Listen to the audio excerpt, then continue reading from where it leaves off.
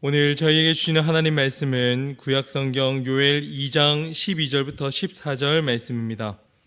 오이코스 성경 통독은 요엘 1장부터 3장까지의 말씀이며 저희들은 요엘 2장 12절부터 14절 말씀을 한 목소리로 합독하겠습니다. 여호와의 말씀에 너희는 이제라도 금식하고 울며 애통하고 마음을 다하여 내게로 돌아오라 하셨나니 너희는 옷을 찢지 말고 마음을 찢고 너희 하나님 여호와께로 돌아올지어다. 그는 은혜로우시며 자비로우시며 노하기를 더디하시며 이내가 크시사 뜻을 돌이켜 재앙을 내리지 아니하시나니 주께서 혹시 마음과 뜻을 돌이키시고 그 뒤에 복을 내리사 너희 하나님 여호와께 소제와 전제를 드리게 하지 아니하실는지 누가 알겠느냐. 아멘. 9월을 맞으면서 아침 저녁으로 또 선선한 바람이 불어오고 또 새벽에 이 자리로 나올 때 새벽동이 점점 늦게 타오르는구나 하는 것을 느끼고 계실 겁니다. 계절이 변화되어져 가는 그러한 모습들을 느끼고 생각하면서 저희들의 심령 가운데에도 성령님께서 함께 해주셔서 예수 그리스도와 같이 주님께서 걸어가셨던 그 십자가의 길과 같이 저희들도 점점 변화되어지기를 소망합니다 하는 그 마음으로 이 자리에 오셨으리라 믿습니다. 이 자리에서 함께 예배드리시는 분들과 또 각자의 자리에서 그렇게 예배하시는 모든 성도님들에게 주님의 은혜가 가득하기를 간절히 소망합니다. 오늘 등장하는 요엘 선지자는 어느 시대에 활동을 했는지 기록이 되어 있지는 않습니다. 하지만 본문 가운데 드러나는 여러 정황들을 이렇게 살펴볼 때면 바벨론 포로기 이후의 상황을 배경으로 하고 있구나 하는 것을 느끼게 됩니다. 예를 들어서 요엘 1장 13절 말씀을 보면 제사장들아 너희는 굵은 배로 동이고 슬피 울지어다. 제단에 수종드는 자들아 너희는 울지어다. 이는 소제와 전제를 너희 하나님의 성전에 드리지 못함이로다. 바벨론 포로기 동안에 성전이 파괴가 되었기 때문에 요엘서에 제사장들과 또 성전에서 드리는 제사에 대해서 기록하고 있다 하는 것을 볼 때면 요엘서는 포로기 이후의 배경일 것이다 그렇게 생각을 해봅니다. 그리고 요엘서에는 재앙들이 많이 등장하는데 다른 나라들과의 전쟁과 침략에 대한 전쟁이 아니라 재앙이 아니라 메뚜기 떼와 같은 자연재해에 대해서 그렇게 기록을 하고 있습니다. 외세에 대한 다른 나라들과에 대한 침략의 내용도 없고 이스라엘 왕정 시대에 대한 그러한 왕권에 대한 내용들도 없는 것을 보면서 종합적으로 요엘서는 바벨론 포로기 이후에 기록이 되었을 것이다. 요엘서는 70년 포로기를 다 마치고 예루살렘으로 돌아온 귀한 공동체들에게 전하는 그러한 말씀일 것이다 하고 생각을 하는 겁니다. 그러니 예루살렘으로 귀환한 공동체는 모든 것을 새롭게 다시 시작해야 되는 그러한 시작점에서 시작을 하는데 그러한 배경을 가지고 이 요엘서를 바라봤을 때 많은 일들이 펼쳐져 가는 것을 저희가 보게 됩니다. 성전과 성벽은 다 무너져 있고 도시는 황폐되어져 있는 상황입니다. 주변에 남아 있었던 그 민족들은 포로 귀환 공동체가 돌아온다 그렇게 생각을 하니 적대시하는 마음이 가득 채워져 있었습니다. 왜냐하면 예루살렘이 재건되어지면 그동안 자신들이 유지하고 있었던 페르시아 제국과의 그 관계가 멀어지는 것은 아닐까 경쟁적인 마음으로 그렇게 걱정이 되기도 했고 귀한 공동체가 경제적으로나 또 정치적으로 다시 힘을 얻게 되면 자신들이 지금까지 누려왔었던 이익이나 그리고 권력에 대해서 경쟁해야 한다 하는 그 우려에 귀한 공동체가 돌아와서 회복하고자 하는 그 모습은 남아있는 그러한 민족들에게 그렇게 좋은 그런 상황은 아니었습니다. 이런 상황인 것도 어려운데 귀한 공동체는 더 큰 어려움이 닥치는데 자연재해들까지 덮쳤습니다. 메뚜기 떼가 급습하고 가뭄으로 땅은 더욱 황폐해져 가는 겁니다. 70년의 그 포로기의 그 시간들을 다 마치고 하나님께서 돌아가라 하는 그 마음을 가지고 돌아가는 그 걸음도 참 어렵고 생명을 걸고 나아가는 것인데, 그곳에 나와서 다시 시작하고자 할 때 도와주시기는커녕 어려움에 더 어려움이 더해지는 그러한 상황을 겪으면서 귀한 공동체들은 참 마음과 또 심적으로 육적으로 어려움을 느꼈을 겁니다. 메뚜기 떼가 급습해서 다가오는 모습을 요엘서 2장 2절에는 이렇게 표현하고 있습니다. 곧 어둡고 캄캄한 날이요 짙은 구름이 덮인 날이라 새벽빛이 산꼭대기에 덮인 것과 같다. 메뚜기 떼가 급습하는 그 모습이 깜깜하게 그렇게 새벽을 뒤덮고 있는 것처럼 어려웠다 하는 겁니다. 남은 민족들은 어떻게든지 자신들을 일으켜 세우지 못하게 하기 위해서 뒤흔들고, 메뚜기 떼의 급습으로 모든 곡식과 재물들은 동이 났고, 하나님 앞에 제사를 드리고 하나님 앞에 예배하고자 하는 그러한 마음에 드릴 것도 없는 형편입니다. 거기서 끝인가 했더니 자연재해가 덮으면서 메뚜기 떼가 급습하고 또 비는 한 방울도 떨어지지 않는 그러한 가뭄이 찾아오는 겁니다. 이러한 상황의 요엘서가 우리에게 주는 메시지는 엎친 데 덮친 격으로 넘어지고 쓰러져 있다 하는 것에서 그냥 마치는 것이 아니라 재앙들을 통해서 하나님 앞에 회개하게 하시는 하나님, 그리고 진정으로 회개하는 자들에게 회복시키겠다 하는 그 메시지가 요엘서의 내용입니다. 고난의 현실에 놓여 있는 입장에서는 이러한 많은 어려움들과 고난을 접할 때면 받아들이기가 참 어렵습니다. 재앙과 또 급습과 또 메뚜기 떼와 또 그 많은 민족들이 자신들을 괴롭히는 것 가운데 하나님은 회개하면 돌이키게 하시며 또 하나님은 회개하면 우리를 회복시키신다 하는 그 메시지가 이 귀한 공동체들에게 마음으로 와닿았겠습니까? 왜 하나님은 우리를 다시 돌아가게 하셔서 이렇게 고난을 받게 하시는가?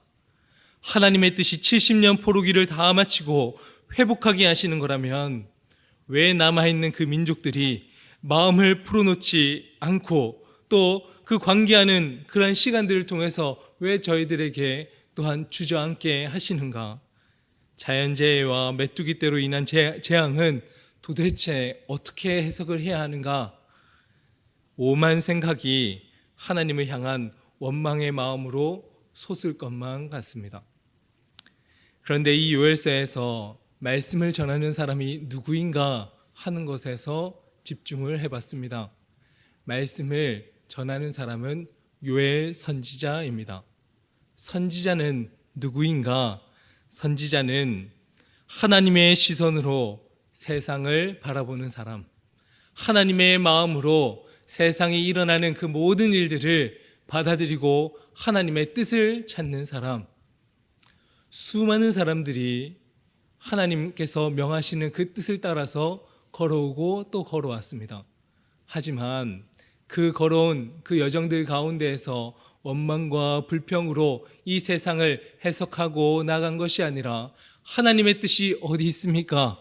주님, 이 어려운 상황 가운데 우리 공동체에게 주어지는 메시지는 무엇입니까? 늘 묻고 무릎 꿇었던 한 사람이 있는데 그 사람이 바로 요엘 선지자였을 겁니다. 그리고 그 선지자에게 하나님께서는 메시지를 전합니다. 요엘서 2장 12절 말씀을 같이 읽어보겠습니다. 여호와의 말씀에 너희는 이제라도 금식하고 울며 애통하고 마음을 다하여 내게로 돌아오라 하셨나니. 돌아옴의 전제는 떠남에 있습니다. 돌아옴의 그 전제는 지금 벗어나 있는 상태다 하는 것에 있습니다. 하나님으로부터 벗어나 있던 저희들에게 70년의 포로기의 그 고난이 왜 주어졌는지 또 이웃과의 관계는 왜 틀어졌는지, 예상치도 못했던 메뚜기 떼와 메말라버린 그 가뭄으로 인해서 우리는 왜 이렇게 몸살을 겪어야 하는가? 그것을 하나님의 심정으로, 하나님의 마음으로 느끼고 또 그 마음으로 읽어 나아갈 때 하나님을 떠나서 하나님의 마음을 벗어난 인생을 살아가는 저희들에게 하나님께로 돌아오라 하는 그 마음을 주시기 위함이라 하며 요엘 선지자는 말씀을 전하는 겁니다. 하나님께로 돌아간다 하는 그 뜻은 하나님을 우리의 삶의 중심으로 모신다 하는 의미입니다. 내 뜻대로 상황을 해석하고 내 마음대로 삶을 살아가고 내 마음대로 타협하면서 이 세상을 살던 그 모습을 이제는 하나님 앞에 내 한계를 인정하고 우리의 그 인생에 펼쳐진 수많은 그 시련들은 무엇을 뜻하는지, 하나님의 뜻은 어디에 있는지 이 새벽의 자리에, 그리고 우리가 살아가는 매 순간의 자리에서 하나님의 뜻을 묻고 또 그 음성에 귀를 기울이는 겁니다. 이 질문 가운데에서 요엘 선지자와 같이 하나님의 마음에 귀를 기울이고 듣기 위해서는 어떻게 우리가 할 수 있을까 하는 질문이 들었습니다. 요엘 2장 13절 말씀을 다 같이 한 번 더 읽어보겠습니다. 너희는 옷을 찢지 말고 마음을 찢고 너희 하나님 여호와께로 돌아올지로다. 그는 은혜로우시며 자비로우시며 노하기를 더디하시며 인애가 크시사 뜻을 돌이켜 재앙을 내리지 아니하시나니. 옷을 찢지 말고 마음을 찢는다 하는 것은 겉모습만 돌이키지 말고 하는 척만 하지 말고 진실한 마음을 가지고 하나님의 마음을 깨달아라 합니다. 그리고 그 마음이 공감이라 하는 그러한 표현을 씁니다. 다른 사람의 아픔을 나의 아픔과 같이 느끼는 것, 다른 사람과의 그 기쁨이 나의 기쁨처럼 그렇게 여겨지는 것, 지금 이 자리에 나와서 저희들이 말씀을 읽고 묵상해 나갈 때 하나님의 마음이 어디에 있을까? 그리고 이 말씀을 통해서 주님께서 우리에게 전하시고자 하는 메시지는 무엇일까? 그러한 마음으로 저희가 말씀을 접하고 있습니까? 요엘서를 통해서 이러한 배경이 있습니다. 요엘서는 이러한 상황 가운데 펼쳐졌을 겁니다. 이런 이야기를 왜 서두에 이렇게 꺼냈습니까? 우리 성도님들께서, 우리 하나님의 말씀을 붙드는 저희들이 그러한 상황과 배경들을 이해하고 받아들이기 위해서 저희들이 말씀을 곱씹고 그 배경들을 바라보는 것 아닙니까? 하나님의 마음을, 그리고 그 백성들의 심정을 저희가 이해하고 또 지금 현실에 있는 상황 가운데 느끼면서 살아가기 위해서 말씀을 저희가 듣고 곱씹는 겁니다. 어릴 적에 왜소하고 작은 아이가 성격은 있어서 뒤에 있는 친구들이 툭툭 건드리면 가만히 있지 못하고 이것을 어떻게 하면 건드리지 않을까 하는 그러한 마음에, 그래 싸우자, 다시는 못 건드리게 싸우자 해서 다툼을 했었던 한 아이가 있었습니다. 왜소하고 작은 그러한 키에 있어서 그 아이가 싸움을 해서 얼마나 잘할 수 있었겠습니까? 눈탱이가 밤탱이가 됐습니다. 그리고는 집으로 돌아가서는 엄마에게 그 모습을 보였는데 엄마가 냉장고에서 계란을 꺼내서 가져오고는 아무 말씀도 안 하시고 그 눈을 이렇게 비벼주는 겁니다. 그런데 15년이 지나고 나서 제가 결혼을 하고 아이가 태어났습니다. 그리고 나서 유치원생이 되고 그 아이가 조금만 걸을만 하면 자기 힘으로 걸어보겠다고 그렇게 막 뛰어가다가 아스팔트에 얼굴도 갈고 또 무릎도 깨졌습니다. 그리고 그 아이를 이렇게 부둥켜 안았을 때 갑자기 그 어머니가 그 눈에 이렇게 계란찜질을 해줬던 게 그제서야 생각이 나는 겁니다. 중학교 때는 어머니는 아무 말씀도 안 하고 그렇게 계란찜질만 해주시는구나. 지금 같았으면 경찰서에 신고하고 무슨 일이 일어나도 일어났을 텐데, 그 몇십 년 전에 그 상황에서는 다 그러한 상황으로 어머니께서 그냥 보다듬어 주고 또 그런 일이 있겠거니 하며 그 다음 날에 또 안대를 하고 그리고는 학교에 가곤 했었습니다. 시간이 흐르고 20년이라고 하는 시간이 지나고 나서야 그때 엄마의 마음은 어땠을까? 중학교 때 그 어린 마음에서는 아무것도 생각이 나지 않았습니다. 원망과 불평만 올라오지 않았겠습니까? 그런데 시간이 지나고 자신이 그 상황을 겪고 자신이 낳은 그 자녀가 아스팔트에 얼굴을 갈고 무릎이 깨지는 모습을 보면서 이것을 어떡하지? 발을 동동 구르고 있는 모습을 보니 그제서야 20년 전에 어머니의 마음이 느껴지기 시작하는 겁니다.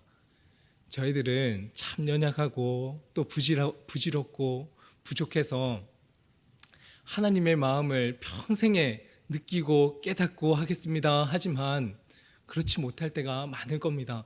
하지만 이 새벽에 나와서 말씀을 묵상하고 매 순간마다 하나님께 기도하고 주일이 되어서 하나님을 찬양합니다 하며 영광을 올려드릴 때 저희들은 한 걸음 한 걸음 그때 엄마의 마음이 어땠을까? 하나님 아버지의 마음 가운데서 이러한 많은 재앙들이 펼쳐져 있는 이 상황에 원망과 불평보다 주님의 마음은 어떠실까? 그 마음을 느껴라고 주님께서 옷을 찢지 말고 마음을 찢고 돌아오라.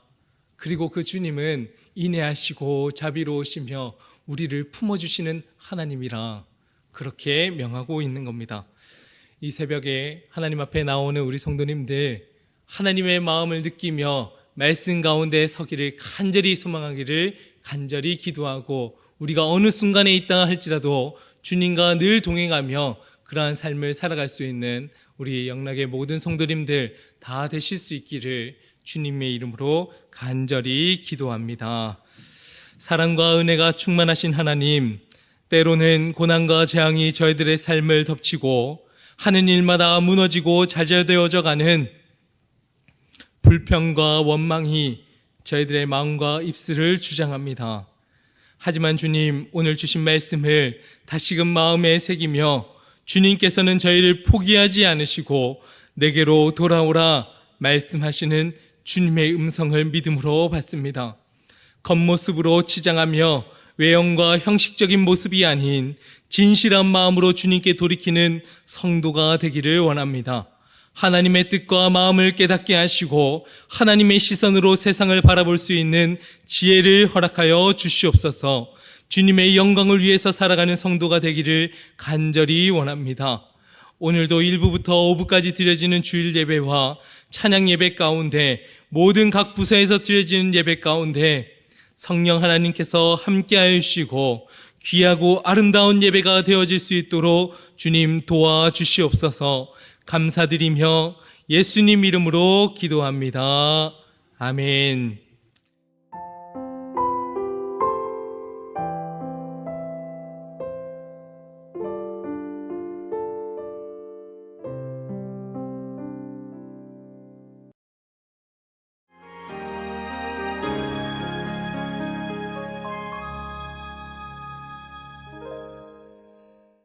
오늘 저희에게 주시는 하나님 말씀은 구약 성경 아모스 1장 3절 말씀입니다. 오이코스 성경 통독은 아모스 1장부터 3장까지의 말씀이며 그 중에서 저희는 아모스 1장 3절 말씀을 한 목소리로 합독하겠습니다. 여호와께서 이와 같이 말씀하시되 다메섹의 서너 가지 죄로 말미암아 내가 그 벌을 돌이키지 아니하리니 이는 그들이 철 타작기로 타작하듯 길르앗을 압박하였음이라. 아멘. 오늘도 하나님께서 저희에게 새 생명을 주시고 또 이 아침에 이 새벽에 하나님의 전에 나와서 예배하게 하신 그 모든 것은 하나님의 크신 은혜라 믿습니다. 예배하고 기도하는 그 모든 순간 가운데 성령님께서 한없는 은혜를 부어주시고 저희들도 그 은혜에 감사함으로 하나님의 전으로 나아가는 우리 모든 성도님들 되어지기를 간절히 소망합니다. 3일간 함께 나눌 아모스는 총 9장으로 구성되어져 있습니다. 세 부분으로 나눌 수 있는데 1장과 2장은 이스라엘 주변 나라들에 대한 심판입니다. 다메섹, 가사, 두로, 에돔, 암몬, 그리고 이어서 유다와 이스라엘을 심판하시는 하나님입니다. 3장부터 6장까지는 이스라엘의 심판입니다. 북이스라엘의 사회적인 불의와 탐욕과 형식적인 종교 생활과 우상 숭배에 물들어 있었던 이스라엘 백성들을 향해서 하나님께서는 돌아오리라, 돌아오라 하는 그러한 마음으로 부르짖고 계십니다. 7장부터 9장까지는 환상과 심판이라 그렇게 말할 수 있는데, 무화과 바구니 그 환상과 다림줄 환상을 보여줌으로써 이스라엘이 멸망할 것이라 하는 예언을 보여주시는 겁니다. 첫 시작은 이스라엘 주변 국가들의 죄악상을 들어서 심판하는 듯이 그렇게 보입니다. 그러나 궁극적으로는 관역의 중심에는 이스라엘 백성들의 그 죄악을 짚으시고 하나님께로 돌아오기를 바라는 그 주님의 마음이 아모스서에 담겨져 있는 겁니다. 그래서 심판과 죄악을 표현하는 그러한 상황들 가운데 계속해서 반복되어지는 표현이 있는데, 그것이 오늘 오이코스 제목인 서너 가지의 죄라고 하는 표현들이 계속해서 등장합니다. 즉 서너 가지의 죄라고 하는 그 표현은 더 이상 죄가 가득 차서 더 이상은 용서할 수 없는 그러한 상태에 이르렀다 하는 것을 의미하는 겁니다. 아모스는 예루살렘에서 남쪽으로 15km 떨어져 있는 드고아라고 하는 동네에서 목자로서의 삶과 또 농부로서 그런 삶을 살고 있었습니다. 아모스 7장 14절과 15절 말씀을 한번 보시면 제가 한번 읽어보겠습니다. 아모스가 아마샤에게 대답하여 이르되 나는 선지자가 아니며 선지자의 아들도 아니라 나는 목자요 뽕나무를 재배하는 자로서 양떼를 따를 때에 여호와께서 나를 데려다가 여호와께서 내게 이르시기를 가서 내 백성 이스라엘에게 예언하라 하셨나니, 양떼를 치고 있었던 아모스에게 하나님께서는 호련히 나타나서 가서 내 백성 이스라엘에게 예언하라 그렇게 명하셨습니다. 그리고 아모스는 남유다의 사람임에도 불구하고 하나님께서 북이스라엘에서 말씀을 전하라 그렇게 하시니 그는 즉시 순종하여서 북이스라엘을 향해서 나아가는 겁니다. 서너 가지에 대한 죄의 심판을 다루기 전에 저희들은 먼저 짚어야 할 것이 있습니다. 왜 하나님께서는 하나님의 음성에 귀를 기울이는 많은 선지자들이 있었을 텐데 선지자 출신도 아니고 그리고 한낱 목자에 불과했었던 그 아모스를 하나님께서는 들어 사용하셨는가 하는 질문이 드는 겁니다. 하나님은 평범함을 통해서도 하나님의 능력을 나타내시는 분이라 하는 것을 깨닫게 하십니다. 아모스는 특별한 종교적인 배경이나 권위 있는 그러한 위치에 있었던 사람이 아닙니다. 선지자 출신도 아니고 예언자 직분을 물려받은 그러한 인물도 아니었습니다. 그저 묵묵하게 자신의 길을 걸어가면서 정도 바른 길을 따라서 성실하게 삶을 살아왔었던 평범한 인물이었습니다. 저는 이것이 하나님의 부르심의 본질이라 그렇게 생각이 듭니다. 하나님의 부르심은 사람의 배경이나 출신이나 학벌이나 자격이나 보여지는 것으로 정해지는 것이 아닙니다. 사람들은 생각하기에 이 정도 되면 이렇게 해나가겠지, 하나님의 사람들은 보면 이러한 걸음들을 걸어가면 다음번에는 이러한 모습이 비춰지겠지 하고 우리는 생각의 틀에 저희들을 가두기도 합니다. 그런데 하나님은 그렇게 일하시는 분이 아니라 하는 것을 드고아에 있는 그 목자 아모스를 통해서 저희들에게 가르쳐 주십니다. 또한 아모스는 북이스라엘에서 예언을 했지만 남유다 출신의 사람이었습니다. 바둑은 장기는 누가 잘 둡니까? 제3자가 제일 잘 둡니다. 훈수 두는 사람이 제일 잘 둡니다. 아모스는 말한 것처럼 나는 목자요 뽕나무를 재배하는 자입니다 하는 그러한 단순하고 소박한 삶을 살고 있었던 사람입니다.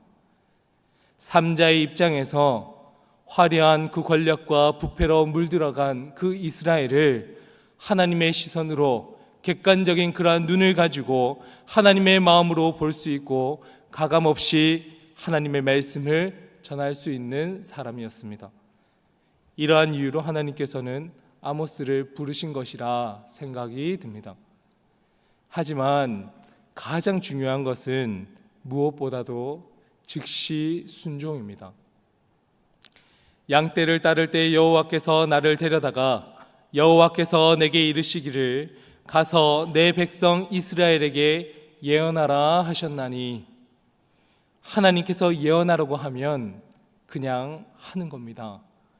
하나님의 뜻을 왜곡하지 않고 자신의 처지나 상황으로 변질시키는 것이 아니라 온전히 하나님의 뜻을 전할 수 있는 사람을 하나님께서는 부르신다 하는 겁니다. 비록 아모스는 선지자 출신도 아닙니다. 세상이 우러러 볼 만한 학위를 가졌거나 능력을 갖췄거나 부를 갖춘 사람도 아닌 한낱 평범한 목자에 불과합니다.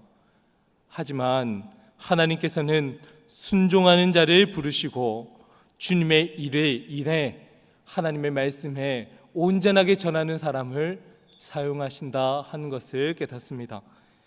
이 새벽에 하나님의 부르심을 받은 저희들도 하나님께서 나를 왜 부르셨는지 다시금 물어볼 필요가 있습니다. 이 자리에 나와서 기도하는 것, 하나님께서 나를 부르셔서 오늘도 생명을 주신 것, 모든 것이 하나님의 은혜입니다, 감사입니다 하면서 삶을 살아가는 그 매 순간마다 물어보는 겁니다. 나는 하나님 앞에서 어떠한 존재인지, 하나님의 말씀을 나의 뜻대로 왜곡하거나 하나님의 마음이라 하는 것을 알매도 불구하고 내 뜻에 맞춰서 하나님의 뜻이라 그렇게 거짓으로 삶을 살아가고 있지는 않는지 중심을 다시금 붙들고 살아가야 됨을 드고아에 있는 이 목자 아모스를 통해서 먼저 생각해 보아야 하는 겁니다. 그리고 나서 1장에 있는 서너 가지에 대한 그 죄들을 다 읊어서 보니 이러한 겁니다. 먼저는 이방 나라들에 대해서 죄악을 고발하고 있습니다. 다메섹, 아람에 대한 부패는 1장 3절의 말씀입니다. 눈으로 따라 보시면 되겠습니다. 다메섹의 서너 가지 죄로 말미암아 내가 그 벌을 돌이키지 아니하리니 이는 그들이 철 타작기로 타작하듯 길르앗을 압박하였으리라. 잔인하게 사람들을 학대하고 고문하는 다메섹입니다. 아모스 1장 6절 말씀을 보시면 가사의 서너 가지 죄로 말미암아 내가 그 벌을 돌이키지 아니하리니 이는 그들이 모든 사로잡은 자를 끌어 에돔에 넘겼음이라. 사람의 생명을 가볍게 여기고 자신들의 권익을 위해서라면 사람을 상품화하고 있다 하는 겁니다. 9절 말씀을 보시면 두로의 서너 가지 죄로 말미암아 그 벌을 돌이키지 아니하리니 이는 그들이 형제의 계약을 기억하지 아니하고 모든 사로잡은 자를 에돔에 넘겼음이라. 형제 사이의 신의를 저버리고 상업적인 이익만 취하겠다는 그러한 모습입니다. 11절에 에돔의 서너 가지 죄 그 벌을 돌이키지 아니하리니 그가 칼로 그의 형제를 쫓아가며 긍휼을 버리고 맹렬히 화를 내며 분을 끝없이 품었도다. 끝없는 복수심과 분노 가운데에서 살아가는 죄악을 그렇게 고발합니다. 마지막으로 13절에 암몬의 서너 가지 죄로 말미암아 그 벌을 돌이키지 아니하리니 이는 그들이 자기 지경을 넓히고자 길르앗의 아이벤 여인의 배를 갈랐음이라. 단지 영토의 그 확장을 위해서 자신들의 이득을 취하겠다 하는 것을 통해서 극도의 잔인함과 생명을 경시하고 있는 그 암몬을 하나님께서는 심판하겠노라 선언합니다. 다메섹, 가사, 두로, 에돔, 암몬은 이스라엘을 삥 둘러싸고 있는 그러한 나라들입니다. 양궁 선수들이 관역의 중심을 맞추기 위해서 0점 조주든 하듯이 이방 그 민족들을 향한 그 심판은 핵심은 이스라엘 민족에 대한 그러한 관역의 중심을 맞추고자 하는 심판이 기다리고 있다 하는 것을 저희는 깨달아야 합니다. 이스라엘의 죄악상이 이방 민족들의 잔인하고 무도한 그 죄악보다 더하다 하는 것을 드러내고자 하시는 겁니다. 이방 나라들의 심판하는 예언들을 듣는 이스라엘의 백성들은 역시 하나님은 하나님의 백성들을 보호하신다, 우리를 괴롭히는 이방 나라들을 먼저 멸하시는 하나님이시다 좋아했을진 모르겠습니다. 하지만 착각하지 말아야 할 것은 우리는 이방 나라들과 같이 잔혹하지 않고 사람을 상품화하지 않고 형제 가족과의 신의는 버리지 않고 실언은 하지만 복수를 하지 않는다 하는 식으로 저희들의 죄악상을 그 이방 민족의 그 죄악 가운데 우리도 묻어두고 우리는 괜찮다 하는 마음으로 살고 있지 않는지 이 새벽에 저희들은 우리의 속마음을 다시금 들춰봐야 하는 겁니다. 죄는 죄를 낳습니다. 우리는 착각하고 있는 것은 작은 죄, 선의의 죄, 이것쯤은 이해될 만한 죄 그렇게 여기겠지만 그냥 죄는 죄일 뿐입니다. 죄는 저희들을 무뎌지게 할 뿐입니다. 하얀 옷에 까만 색소를 그렇게 풀면 자신도 모르게 까맣게 물들어가듯이 이방 나라의 죄상들을 바라보면서 그래 저렇게 잔인해서는 안 되지, 그래 저러한 모습으로 자신의 이익들을 위해서 살아서는 안 되지 손가락질하면서 바라보는 것이 아니라 가만히 봤더니 하나님께서는 궁극적으로 우리의 그 관역의 중심을 꿰뚫기 위해서 이방 나라들을 먼저 벌하셨다.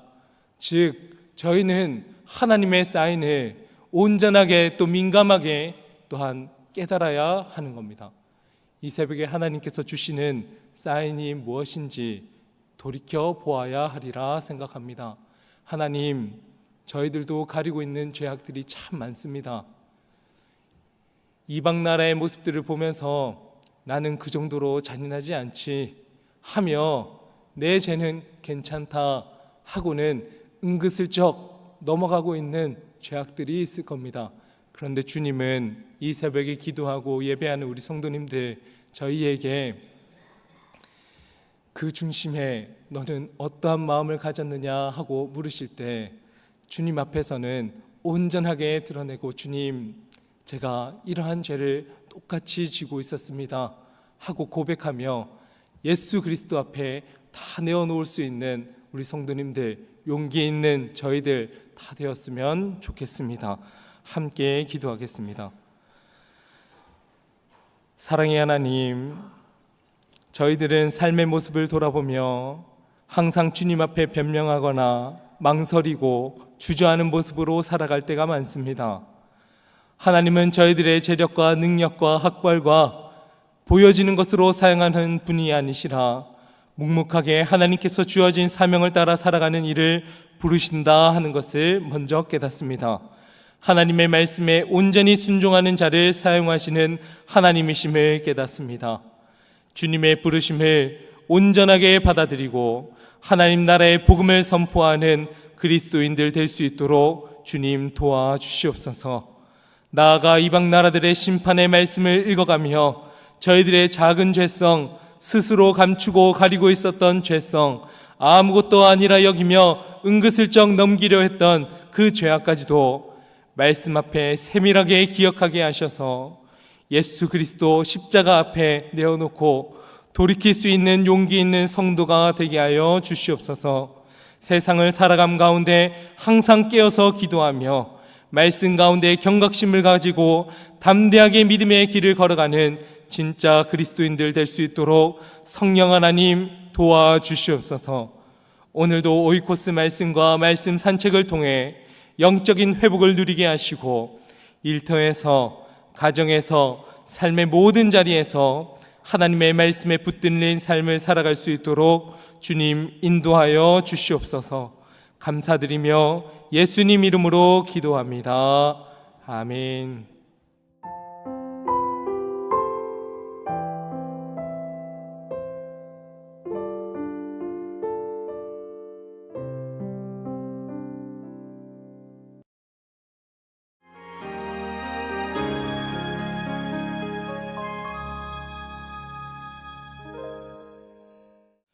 오늘 저희에게 주시는 하나님 말씀은 구약 성경 아모스 5장 4절부터 6절까지의 말씀입니다. 오이코스 성경 통독은 아모스 4장부터 6장까지의 말씀이며 그 중에서 저희는 아모스 5장 4절에서 6절까지의 말씀을 한 목소리로 합독하겠습니다. 여호와께서 이스라엘 족속에게 이와 같이 말씀하시기를 너희는 나를 찾으라 그리하면 살리라. 베델을 찾지 말며 길갈로 들어가지 말며 브엘세바로도 나가지 말라. 길갈은 반드시 사로잡히겠고 베델은 비참하게 될 것임이니라 하셨나니 너희는 여호와를 찾으라 그리하면 살리라. 그렇지 않으면 그가 불같이 요셉의 집에 임하여 멸하시리니 베델에서 그 불들을 끌 자가 없으리라. 아멘. 하나님 말씀을 저희들의 삶 가운데 또 비춰내기 위해서 또 새벽 기도의 자리로 나오신 성도님들을 축복하고 또 각자의 자리에서 기도함으로 하나님의 마음을 담겠습니다. 또 하나님과 같이 그렇게 동행하겠습니다. 그런 마음으로 예배드리시는, 영상으로 예배드리시는 성도님들에게도 동일한 은혜가 가득하기를 소망합니다. 어제는 하나님은 평범한 사람을 통해서도 하나님의 뜻을 이루십니다. 그리고 즉시 순종하는 사람을 하나님께서 사용하셨습니다 하는 내용과 이방 나라들의 서너 가지 죄악들은 궁극적으로 나 자신의 죄악을 보게 하는 것입니다 하는 하나님의 사인을 그렇게 받습니다 하는 내용으로 저희가 말씀을 나눴습니다. 오늘은 이스라엘 백성들의 죄악성이 어떠했는지 살펴보고 왜 이스라엘 백성들이 죄로 물들어가며 또 우리는 그러한 물들어가는 그런 현실 가운데 어떠한 삶의 자세를 가져야 하는지 함께 나눠보고자 합니다. 이스라엘의 죄는 크게 두 가지입니다. 첫째는 경제적인 풍요로부터 시작된 죄입니다. 그리고 두 번째는 그러한 상황 가운데 하나님을 두려워하지 않는 죄입니다. 아모스 1장 1절에는 이렇게 기록되어 있습니다. 유다 왕 우시아의 시대 곧 이스라엘 왕 요아스의 아들 여로보암의 시대 지진전 2년에 드고와 목자 중 아모스가 이스라엘에 대하여 이상으로 받은 말씀이라. 아모스가 하나님의 부름을 받았을 때는 남유다에서는 우시아 왕이 통치하고 있었고 북이스라엘에는 요아스의 아들 여로보암 2세가 그 나라를 다스리고 있었습니다. 남유다의 우시아 왕과 북이스라엘의 여로보암 2세의 그 통치 기간은 우시아는 약 BC 790년부터 50년간 통치를 하였고 여로보암 2세도 비슷한 시기에서부터 시작해서 약 40년이라 하는 긴 시간 동안 통치를 했습니다. 두 나라에는 특징이 있는데 두 나라가 세워져 있는 그 시간 동안 역사상 가장 오래 통치했었던 왕들이라 하는 것과 남북의 협력이 잘 이루어졌던 시기라 그렇게 말할 수 있습니다. 그러다 보니 내부적으로는 백성들은 안정기를 누렸고 외부적으로는 강력한 왕국을 이룰 수 있었습니다. 특히 북이스라엘은 역사상 가장 번영했던 시기라 그렇게 말할 수 있는데, 북쪽에서 아수르가 등장하기 시작하면서, 아수르 제국이 등장하면서 북이스라엘을 늘 괴롭혀왔던 아람이 세력이 약화될 수밖에 없었던 겁니다. 그 틈을 타서 아람 세력들을 전쟁에서 승리를 거두고 또 요단강 동쪽에 있었던 길르앗과 바산을 다시금 수복하게 되는 겁니다. 전쟁의 승리로 인해서 이스라엘 백성들은 경제적인 풍요의 시대가 열리게 된 겁니다.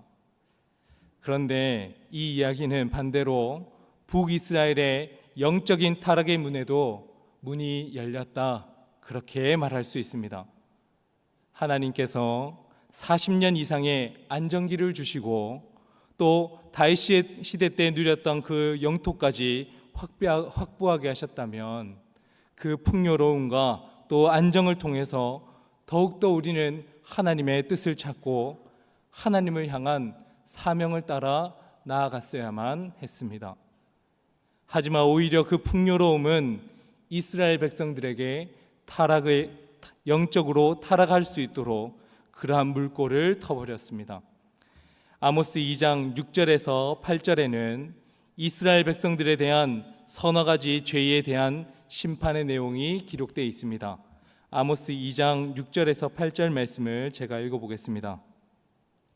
여호와께서 이와 같이 말씀하시되 이스라엘의 서너 가지 죄로 말미암아 내가 그 벌을 돌이키지 아니하리니, 이는 그들이 은을 받고 의인을 팔며 신 한 켤레를 받고 가난한 자를 팔며 힘없는 자의 머리를 티끌 먼지 속에 발로 밟고 연약한 자의 길을 굽게 하며, 아버지와 아들이 한 젊은 여인에게 다녀서 내 거룩한 이름을 더럽히며 모든 제단 앞에서 옆에서 전당 잡은 옷 위에 누우며 그들의 신전에서 벌금으로 얻은 포도주를 마심이니라. 한마디로 말하면 가관입니다. 그리고 이스라엘 백성들은 이방 나라들에 저질렀었던 그 죄악들을 넘어서서 자신들도 똑같이 아니면 더할 나위로 죄를 짓고 있는 이스라엘입니다. 이스라엘은 이방 나라들의 괴롭힘과 경제적 어려움으로 허덕였었던 그때를 완전히 잊어버렸습니다. 세상의 유혹과 타락으로 물들어가는 그 모습을 C.S. 루이스는 스크루테이프의 편지라는 책에서 이렇게 표현하고 있었습니다. 그를 세상 속으로 깊이 끌어들이고 그가 점차 세상이 주는 만족과 풍요에 만족하게 하라. 그러면 자신의 영적 필요를 잊어버릴 것이다. 이스라엘 백성들은 점점 번영을 누린 가운데에서 세상이 주는 그 만족을 누리기 시작했습니다. 우리의 존재가 하나님으로부터라는 것을 잊어버린 겁니다. 이방 민족들이 저질렀던 죄악들을 보면서 손가락질하며 심판받아 마땅하다, 그렇게 여겼던 이스라엘인데, 물질의 풍요와 맛을 본 이스라엘 백성들은 똑같이 사람을 상품화하기 시작했고 힘없는 자들의 그 머리를 밟았으며 음란과 욕망에 사로잡혀서 음욕을 탐하고 하나님의 그 전에서는 향락과 사치를 범하는 겁니다. 왜냐하면 풍요함과 풍부함을 맛본 이스라엘 백성들은 더 이상 하나님이 필요 없어졌기 때문입니다. 자신의 힘으로도 잘 살 수 있다 하는 착각으로 물들어 갑니다. 하나님 없이도 살만하고 결국에는 하나님이 두렵지 않은 이스라엘 백성입니다. 이러한 백성들에게 그럼에도 불구하고 아모스는 5장 4절 말씀에 나를 찾으라 그리하면 살리라 말씀했습니다. 그 다음에 나오는 5장 5절 말씀은 다 같이 한번 읽어보겠습니다. 베델을 찾지 말며 길갈로 들어가지 말며 브엘세바로도 나가지 말라. 길갈은 반드시 사로잡히겠고 베델은 비참하게 될 것임이라 하셨나니. 베델은 하나님의 집입니다. 창세기 28장에 야곱이 아버지와 형님을 속이고 도망자의 인생을 살아갈 때 자신은 이제 더 이상 버림받은 존재라 그렇게 여겨졌을 때 하나님께서는 야곱에게 찾아와서 사다리 환상을 보여줬고 아브라함과 맺었었던 그 언약을 야곱과도 맺어주셨습니다. 땅의 모든 족속이 나와 내 자손으로 말미암아 복을 받으리라 한 그 약속을 받은 곳이 베델입니다. 하지만 북이스라엘과 남유다가 나뉘어지고 북이스라엘을 통치하는 여로보암은 하나님과 약속이 내려진 그 단과 베델에 금송아지를 세우고 이스라엘 백성들이 그곳에서 예배하도록 했습니다. 그러한 모습 가운데 우상 숭배의 본거지로 변질된 그 장소를 찾지 말라 하고 명하시는 겁니다. 길갈과 브엘세바도 마찬가지입니다. 40년간 광야를 전전하면서 이스라엘 백성이 가나안 땅에 들어와서 진을 치고 제일 먼저 하나님께 예배했던 장소가 길갈입니다. 하지만 그 장소 또한 종교적인 형식주의로 만연한 곳이 되어버렸습니다. 브엘세바는 아브라함과 이삭이 우물을 파고 하나님께 예배를 드렸던 장소이지만 이제는 종교적인 외식만 남았을 뿐입니다. 하나님께서는 이스라엘 백성들이 다시금 돌이킬 수 있도록 나를 찾으라 그리하면 살리라 하고 말씀했지만 사람들은 하나님을 찾기보다 우상 숭배가 가득한 베델을 찾았습니다. 신령과 진정으로 하나님을 찾는 것이 아니라 형식적으로 간단하게 예배할 수 있는 길갈을 찾았습니다. 나는 예배를 드렸으니까 이제부터는 내 마음대로 오늘 하루를 보내면 된다 하는 마음으로 브엘세바를 찾는 겁니다. 마음의 중심엔 하나님이 없습니다. 물질의 만족과 풍요에 취하다 보니 외형만 갖춘 그리스도인으로서 전락해 버리는 겁니다. 아침 일찍 나는 일부 예배를 드렸으니까 오늘은 어디를 갈까? 오늘은 가족들과 어떤 맛있는 것을 먹으러 갈까? 하나님의 예배가 단지 외형적인 그러한 모습으로 전락해 버리는 겁니다. 나는 새벽 기도도 드리고 수요 예배도 드리고 금요 기도회도 드리고 모든 예배를 빠지지 않고 다 드렸으니까 우리 가정은 평안하리라, 우리 가정은 잘 되어가리라. 하나님을 형식적인 금송아지로 만들어 버리는 겁니다. 이사야 1장에서 1장 11절에서 13절에는 이렇게 하나님께서 말씀하셨습니다. 여호와께서 말씀하시되 너희의 무수한 재물이 내게 무엇이 유익하냐? 너희가 내 앞에 보이러 오니 이것을 누가 너희에게 요구하였느냐? 내 마당만 밟을 뿐이니라. 헛된 재물을 다시 가져오지 말라. 분향은 내가 가증히 여기는 바요. 월삭과 안식일과 대회로 모이는 것도 그러하니 성회와 아울러 악을 행하는 것을 내가 견디지 못하겠노라.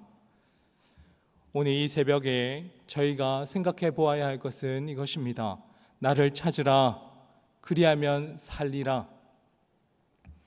온전히 하나님을 찾는다 하는 것은 하나님께 헌물을 많이 드리는 것, 많은 봉사를 하는 것, 모든 공적 예배를 나는 다 드렸습니다 하는 것으로 하나님을 찾을 수 있는 것이 아닙니다. 나를 찾으라 할 때 우리는 내 자신 안에, 내 마음의 중심에 하나님이 있는지를 먼저 찾아야 합니다. 내 속에 하나님이 없고 우리의 삶 가운데 예수 그리스도께서 걸으셨던 그 십자가의 길은 없고 물질의 풍요와 만족에 취해 있는 그 모습으로만 우리의 그 모든 걸음들을 덮어가는 인생이라면 나를 찾으라, 그리하면 살리라. 우리는 아무리 하나님을 찾으려고 또 찾으려고 해도 하나님을 찾을 수 없는 겁니다. 하나님의 말씀에 비추어서 나 스스로를 비춰보고 나는 하나님 앞에서 어떤 사람인지, 하나님 앞에서 어떠한 삶을 살아가고 있는지, 하나님 앞에서 드려지는 예배는 어떠한 예배였는지를 돌아보지 않는다, 그 질문을 해보지 않는다면 하나님은 찾을 수 없는 겁니다. 하나님, 이 새벽에 하나님을 만나기를 원합니다. 베델과 길갈과 브엘세바와 같이 본질을 잃어버린 예배가 아니라 참된 예배자로 하나님을 찾고 부르짖으면 주님께서 만나 주시리라, 그 약속의 말씀을 다시금 이 새벽에 다짐합니다. 주님, 저희들을 찾아주십시오. 저희들을 만나 주십시오. 그러한 마음으로 이 새벽 하나님과 온전하게 만남을 이루는 우리 영락의 모든 성도님들과 또 영상으로 예배드리시는 성도님들 다 되실 수 있기를 간절히 기도하겠습니다. 함께 기도하겠습니다. 나를 찾으라, 그리하면 살리라 말씀하시며 저희에게 손을 내밀어 주시는 하나님, 주님의 음성에 온전히 반응하기를 원합니다.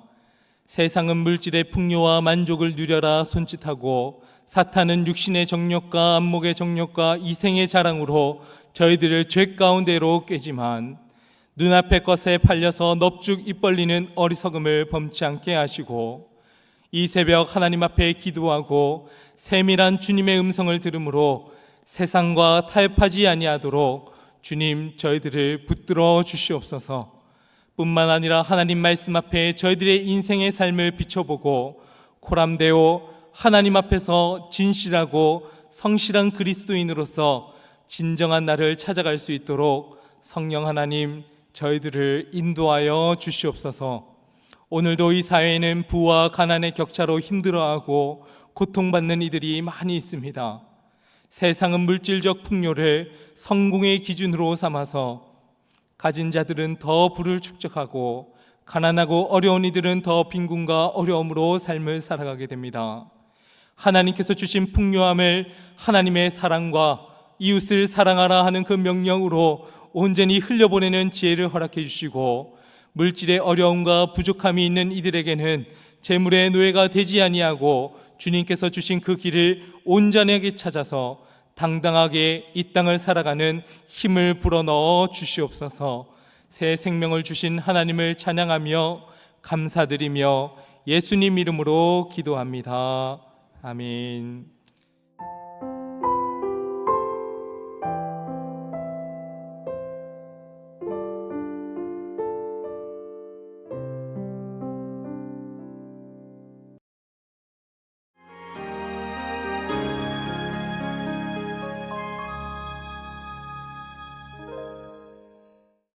오늘 저희에게 주시는 하나님 말씀은 구약성경 아모스 7장 7절에서 9절까지의 말씀입니다. 오이코스 성경 통독은 아모스 7장부터 9장까지의 말씀이며 그 중에서 저희는 아모스 7장 7절부터 9절까지의 말씀을 한 목소리로 합독하겠습니다. 또 내게 보이신 것이 이러하니라. 다림줄을 가지고 쌓은 담 곁에 주께서 손에 다림줄을 잡고 서셨더니 여호와께서 내게 이르시되 아모스야 내가 무엇을 보느냐. 내가 대답하되 다림줄이니이다. 주께서 이르시되 내가 다림줄을 내 백성 이스라엘 가운데 두고 다시는 용서하지 아니하리니 이삭의 산당들이 황폐하며 이스라엘의 성소들이 파괴될 것이라. 내가 일어나 칼로 여로보암의 집을 치리라 하시니라. 아멘. 평안한 밤 되셨습니까? 새벽에 눈을 뜨면서 벌써 수요일이다 하면서 눈을 떴습니다. 시간이 참 빨리 흘러가는구나 그런 생각을 하면서 또 다른 한편으로는 우리의 신앙과 또 하나님을 사랑하는 마음과 우리가 하나님 안에서 변화되고자 하는 그러한 모습들은 왜 이렇게 더딘가 하는 생각이 절로 들었습니다. 하지만 하나님의 말씀을 사모하고 또 늘 기도에 힘쓰는 우리 새벽에 나오신 모든 성도님들과 또 가정에서 예배하고 하나님을 찾는 우리 성도님들의 그 걸음 가운데 하나님께서는 저희들을 아름답게 빚어가시고 날로 날로 성장시키시는 하나님이실 줄 믿습니다. 그 믿음 가지고 오늘 하루를 또 힘차게 살아가시는 우리 성도님들 다 되었으면 좋겠습니다. 오늘은 아모스서를 마치고자 합니다. 아모스 첫째 날에는 평범한 한 목자를 부르셔서 자신의 고향도 아닌 북이스라엘로 하나님의 말씀을 선포하라 그렇게 명이 떨어졌을 때 즉시 순종하는 아모스의 모습을 보게 되었습니다.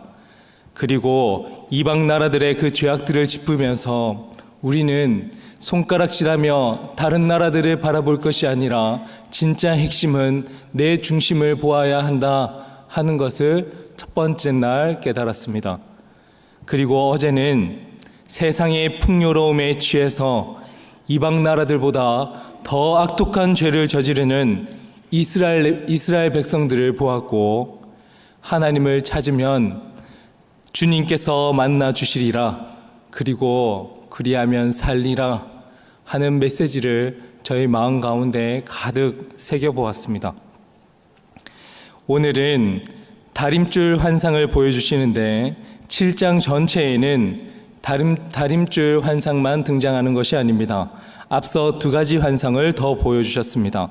아모스 7장 1절 2절 말씀에 보시면 주 여호와께서 내게 보이신 것이 이러하니라.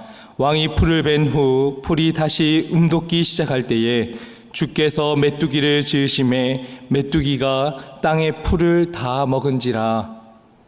첫 번째 환상은 메뚜기 환상입니다. 이스라엘 땅 가운데 풍성한 곡식들이 자라나면 하나님께서 준비해 놓으신 메뚜기 떼들이 그 땅을 시꺼멓게 뒤덮을 것이며 그 땅의 풍요로움과 만족을 꺾고 기근과 가뭄으로 가득 차리라 하는 무서운 심판이 환상으로 보여주셨습니다. 하나님의 심판으로 경제적인 그러한 저희들의 모습들을 완전히 깨트려 버리시겠다 하는 것을 암시하는 겁니다. 두 번째 환상은 불이 바다와 땅을 태우는 환상입니다. 아모스 7장 4절 말씀을 한번 보시면 주 여호와께서 또 내게 보이신 것이 이러하니라. 주 여호와께서 명령하여 불로 징벌하게 하시니 불이 큰 바다를 삼키고 육지까지 먹으려 하는지라. 올해 여름은 다른 해들보다 더 더웠다 그렇게 느꼈습니다. 열대기후같이 비가 왔다가 안 왔다가 반복하기를 여러 번이고, 또 볕이 들면 너무 뜨거워서 그늘 밖에서는 움직이기가 참 어려웠었습니다. 그런데 아모스가 본 환상에는 그 뜨거운 태양볕이 불과 같이 바다와 땅을 태우는 그러한 환상이랍니다. 40도만 넘어가도 가까워져도 저희는 못 살겠다 혀를 두르는데, 열대와 같은 그러한 잠을 못 이루는 그 밤이 찾아오면 야 덥다 하면서 뜬 눈을 지새웠던 저희들인데, 하나님의 불심판이 이르면 아무도 살 수가 없는 겁니다. 메뚜기 환상과 불환상을 보았을 때 아모스는 이스라엘 백성들을 위해서 기도하고 또 기도했습니다. 아모스 7장 2절 3절과 5절 6절 말씀을 참고해서 보시면 주 여호와여 청하건대 사하소서. 야곱이 미약하오니 어떻게 서리이까 하매 여호와께서 이에 대하여 뜻을 돌이켜셨으므로 이것이 이루어지지 아니하리라. 아모스의 중보기도를 통해서 하나님께서는 그 화를 면해 주시는 겁니다. 만약 하나님께서 저희들의 그 죄악에 대해서도 영원하신 하나님으로서만 계신다 한다면 저희들은 하나님이 두려워서 늘 그늘 속에 숨어 지내는 그러한 모습으로만 이 땅을 살아갈 겁니다. 하나님의 형벌로 풍요로움은 다 사라지고 메마름과 기근으로 늘 입술에는 불평과 불만으로 그렇게 못 살겠다 그러며 살아갈 겁니다. 하지만 주님께서는 하나님의 마음을 듣고 헤아리는 그 한 사람을 통해서 하나님의 재앙을 돌이켜 주시는 하나님이십니다. 신학생 때 저희 반의 한 친구가 교수님께 질문을 했습니다. 중보기도 하면 늘 그 친구의 질문이 떠올랐습니다. 교수님, 하나님을 믿는 사람들은 늘 깨어서 기도하고 예배도 소홀히 하지 않고 세상에서 양보하고 바르게 살아가려고 노력을 하는데 정작 하나님을 믿는 사람들은 세상에서 잘 못 나가는 것만 같고 오히려 하나님을 모르고 자신의 뜻대로 살아가는 사람들은 세상 속에서 양심도 지키지 않는데 떵떵거리면서 잘만 살아가는 것 같습니다.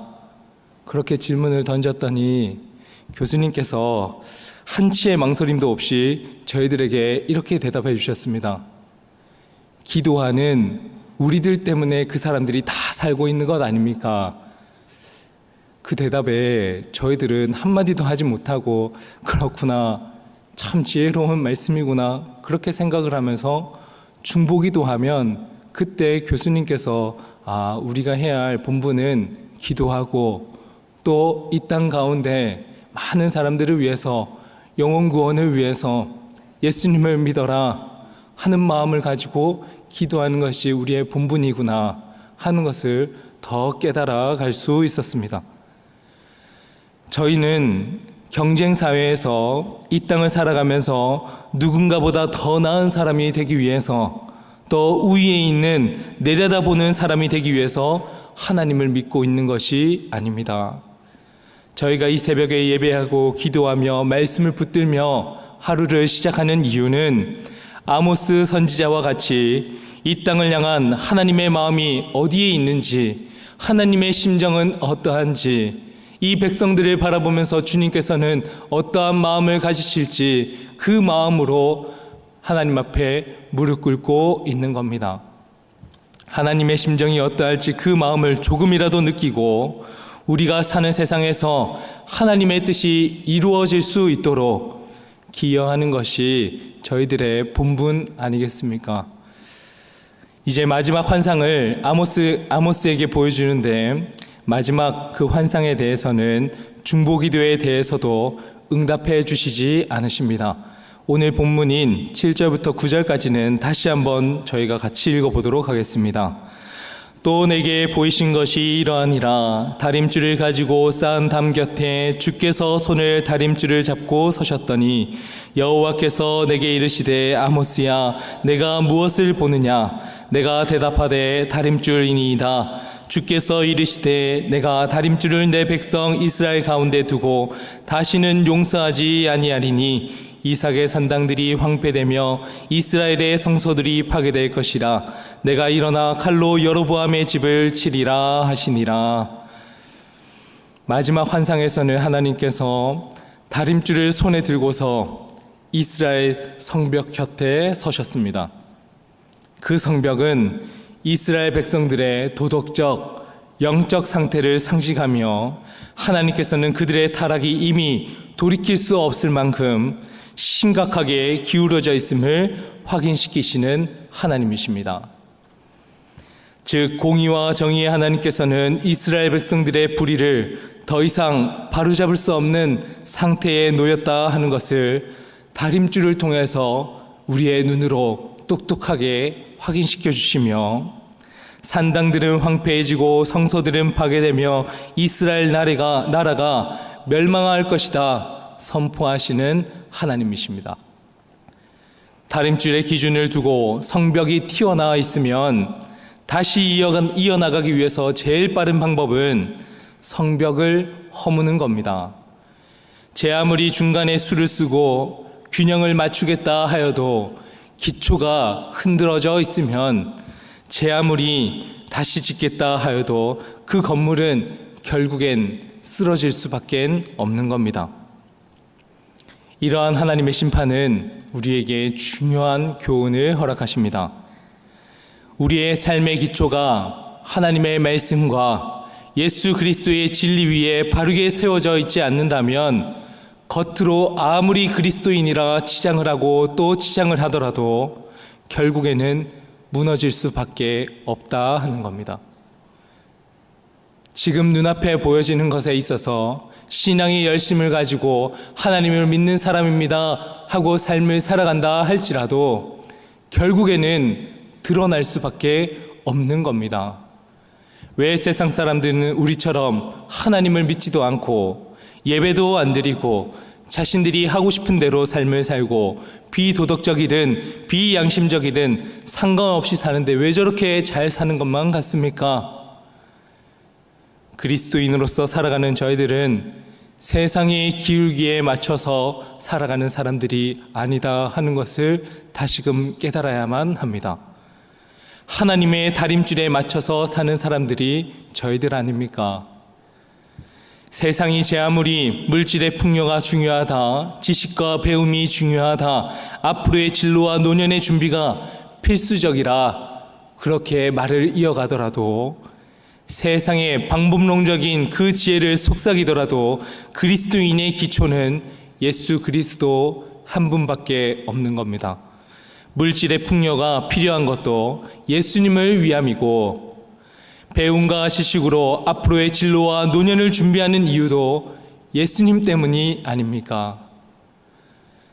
오늘 이 새벽에 하나님께서 저희들에게 다림줄을 내리신다면 저희들은 처음부터 무너뜨리지 않고 지금에 이어왔었던 이 신앙관 위에서 하나님의 말씀을 하나씩 하나씩 쌓아갈 수 있겠습니까?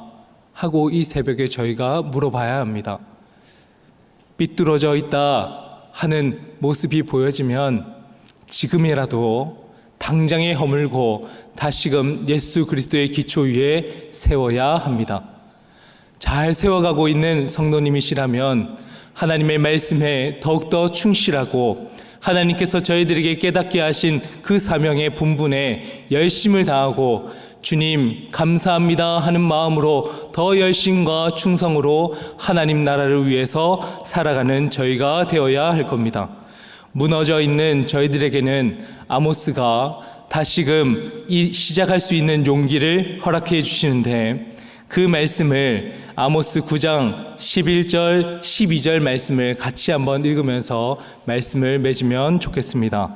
아모스 9장 11절 12절 말씀입니다. 같이 읽겠습니다.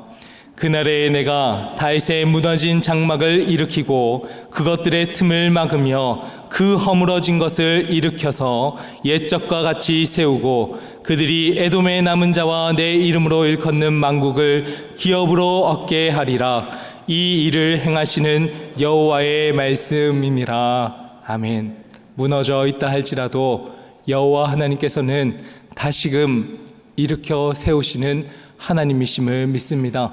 그 믿음을 가지고 당당하게 그리스도인으로서 세워져가는 우리 영락의 모든 성도님들과 또 영상으로 예배하시는 성도님들 다 되실 수 있기를 주님의 이름으로 간절히 기도합니다. 사랑과 공의의 하나님, 오늘 이 새벽에 저희들의 마음을 열어주시고 하나님 말씀 앞에 서게 하심에 감사드립니다. 하나님께서 다림줄을 내려 저희들의 삶을 측량하신다면 어떠한 모습일지 부끄럽기 짝이 없습니다. 고개를 들기가 어렵습니다. 하지만 주님, 기울어져 있는 성전을 다시 허무시고 주님의 사랑과 공의로 다시 시작할 수 있는 용기를 허락해 주심에 감사합니다. 예수 그리스도를 기초로 새롭게 함으로 다시 거룩한 성전을 세워갈 수 있는 기회를 이 새벽에 허락해 주심에 감사합니다. 날마다 새롭게 하시는 하나님의 긍휼하심과 말씀을 통해 하나님의 뜻을 찾고 따라갈 수 있는 성도가 되게 하여 주시옵소서. 이 땅을 살아가는 그리스도인들로서 세상이 물들어 세상의 기준에 맞춰진 나로 살아가는 것이 아니라 온전한 하나님께서 빚으신 하나님의 형상으로 본질을 찾아가는 모든 성도 될 수 있도록 성령님 인도하여 주시옵소서. 감사드리며 예수님 이름으로 기도드립니다. 아멘.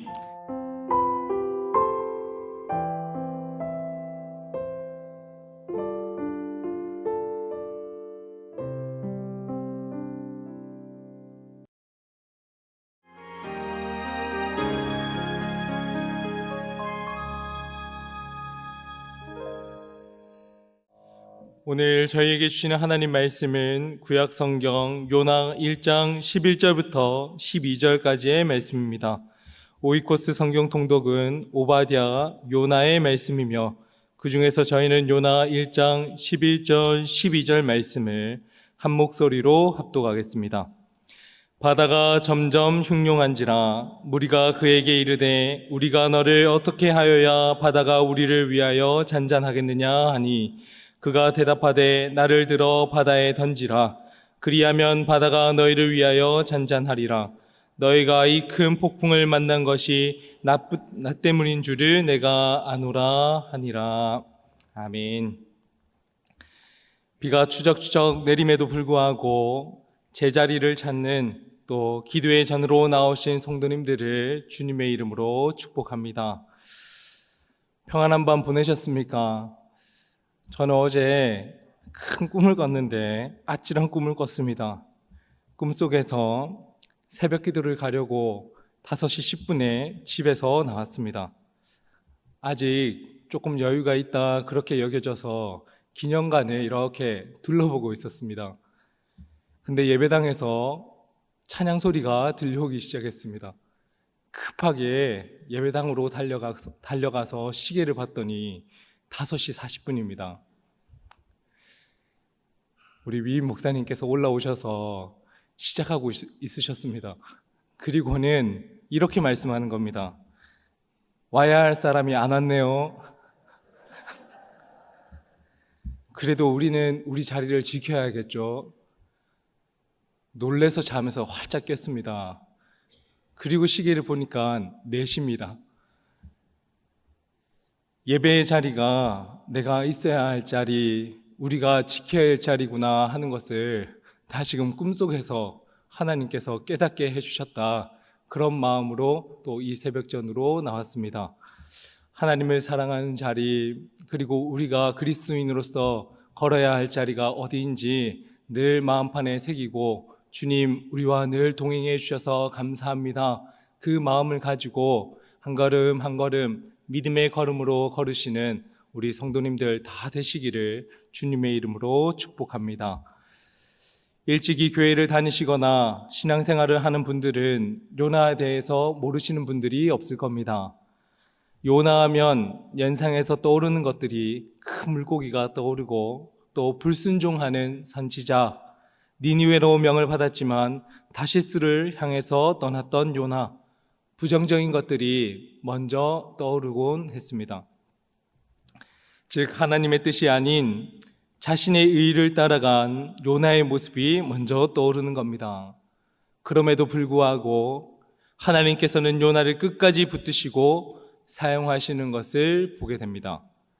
요나서 1장 1절 말씀을 보면 여호와의 말씀이 아미떼의 아들 요나에게 임하니라. 요나의 아버지의 이름은 아미떼입니다. 그 이름의 뜻이 진리, 신실한 자라고 하는 의미를 가지고 있습니다.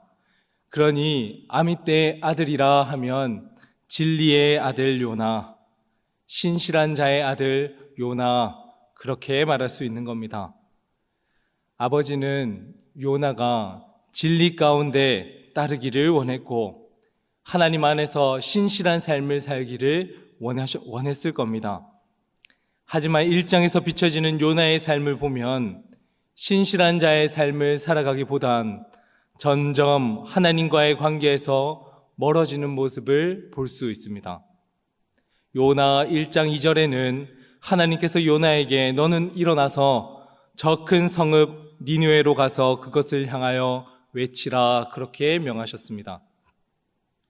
하지만 요나는 하나님의 얼굴을 피하기 위해서 욥바로 내려갔고 그곳에서 니느웨와는 가장 멀다고 여겨지는 지중해 서쪽인 다시스를 향하는 배를 타고 도망을 쳤습니다.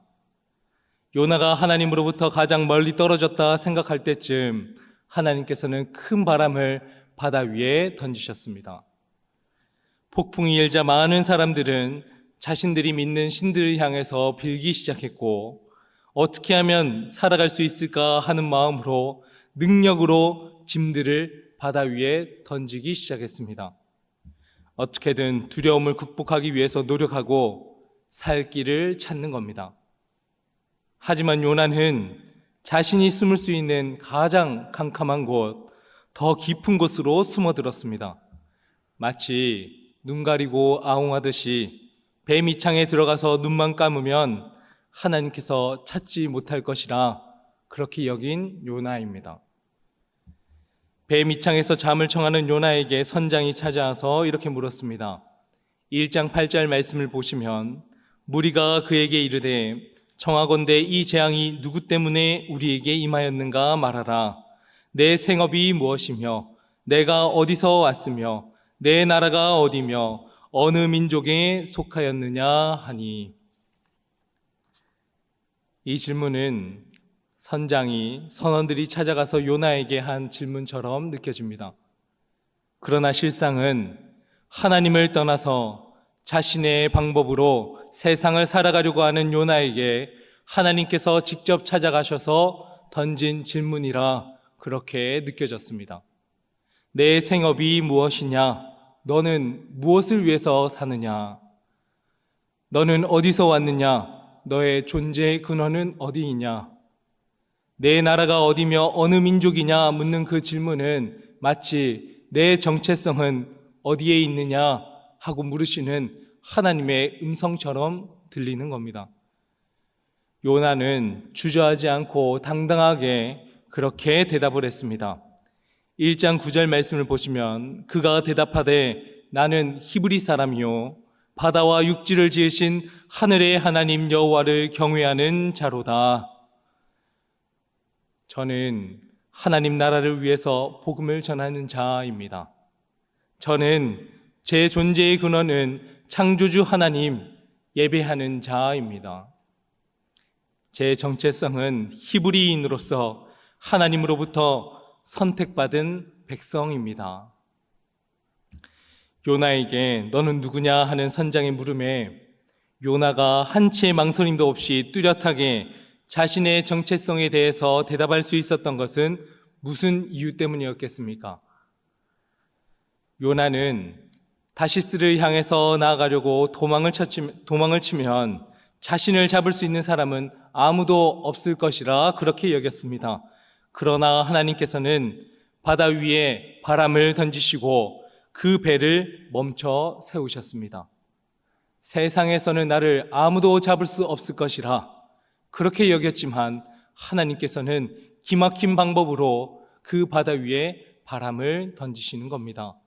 즉 요나에게 불어닥친 그 풍랑은 하나님께서 자신의 뜻을 반드시 이루시겠다 하는 의지, 끝까지 요나를 붙드시는 하나님의 신실하심으로 느껴지는 요나입니다.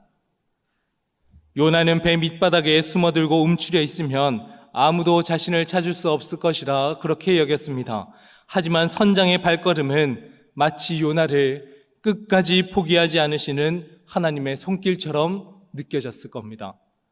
그리고 뒤흔들어 깨우는 선장의 목소리는 내가 어디 있느냐 물으시는 하나님의 음성처럼 들렸기에 요나는 곧바로 자신의 정체성에 대해서 자신이 믿는 그 하나님에 대해서 대답할 수 있었을 것이라 그렇게 느껴집니다. 말씀을 통해서 깨닫는 것은 비록 우리가 하나님의 뜻을 외면하고 자신의 방법대로 최선으로 가장 깊은 밑바닥까지 내려간다 할지라도 하나님은 여전히 우리를 찾으시고 끝까지 포기하지 않으시는 하나님이 우리가 믿는 하나님이라 하는 것을 깨닫습니다.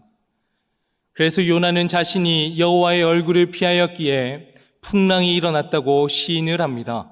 오늘 본문 요나 1장 11절 말씀은 다 같이 한번 읽어보겠습니다. 바다가 점점 흉흉한지라 무리가 그에게 이르되 우리가 너를 어떻게 하여야 바다가 우리를 위하여 잔잔하겠느냐 하니, 요나의 시인에도 불구하고 바다가 더 흉흉해지자 그때부터 선장과 선원들은 이렇게 자신들이 죽게 된 이유를 요나의 탓으로 돌리기 시작합니다. 저희들이 사는 세상이 바로 이런 곳입니다. 저희들의 습성이 바로 이런 것이라 하는 겁니다. 왜 우리의 삶에 고난이 찾아왔는가? 무엇 때문에 우리 공동체가 무너지기 시작했을까? 어떠한 원인이 있었기에 우리 사회가 이렇게 이기적으로 변해져 가는가? 문제는 그 원인을 남에게서 찾고 외부의 탓으로 돌리려고 하는 그러한 경향들이 저희들에게 다 있다 하는 겁니다. 단적인 예로 제 여동생이 미국으로 어학연수를 다녀왔습니다. 그리고는 돌아온 그 여동생에게 어머니께서 이렇게 말씀하셨습니다. 너가 변했어. 한국에 있을 때는 안 그랬는데 미국에 보냈더니 개인주의로 변했어. 어머니가 그렇게 하는 소리를 제가 옆에서 물끄러미 그렇게 들었습니다. 듣고는 사실 속으로 생각이 들었던 것이 10년, 20년 다녀온 것도 아니고 고작 1년 다녀왔는데 변하면 얼마나 변할까 하는 생각을 속으로 했습니다. 그리고는 제가 원래 저랬지. 저는 그렇게 생각을 했었습니다. 아마도 이 새벽 기도를 제 여동생은 드리지 않으리라 그렇게 생각이 듭니다. 저희는 원래 그랬습니다. 점점 거세지는 그 풍랑 속에서 선장과 선원들도 책임질 사람이 필요했습니다. 그리곤 배 밑창에서 잠들어 있던 요나를 탓하기로 그렇게 결정을 했습니다. 그런데 뜻밖에도 요나는 자신의 책임을 부인하지 않고 오히려 어떻게 해야 할지 그들에게 방법까지 알려주는 요나입니다. 요나 1장 12절 말씀도 다 같이 한번 읽어보겠습니다. 그가 대답하되 나를 들어 바다에 던지라. 그리하면 바다가 너희를 위하여 잔잔하리라. 너희가 이 큰 폭풍을 맞는 것이 나 때문인 줄을 내가 아노라 하니라. 오늘 말씀을 통해서 한 가지 더 깨닫는 것은 자기 부인입니다. 비록 하나님을 멀리 떠나서 왜 나를 우리의 원수되는 나라인 아수르로 가라고 명하는 겁니까? 보내는 것도 모자라서 그들에게 회개할 수 있는 기회까지 주는 것은 도저히 용납할 수가 없습니다. 저는 순종할 수 없습니다. 처음엔 하나님을 원망하고 투정했었던 요나입니다. 하지만 그럼에도 불구하고 바다의 풍랑을 일으켜서 배를 멈춰 세우기까지 배 밑창까지 찾아와 주셔서 내가 어디 있느냐 그렇게 물어주시는 그 주님의 음성을 요나는 이제는 즉각적으로 받아들였고 완전히 돌이켰습니다. 세상은 언제나 문제의 원인을 남에게 돌리고 너 때문이라고 쉽게 이야기를 합니다. 나만 아니면 된다 하는 책임을 회피하라고 저희들을 꿰입니다.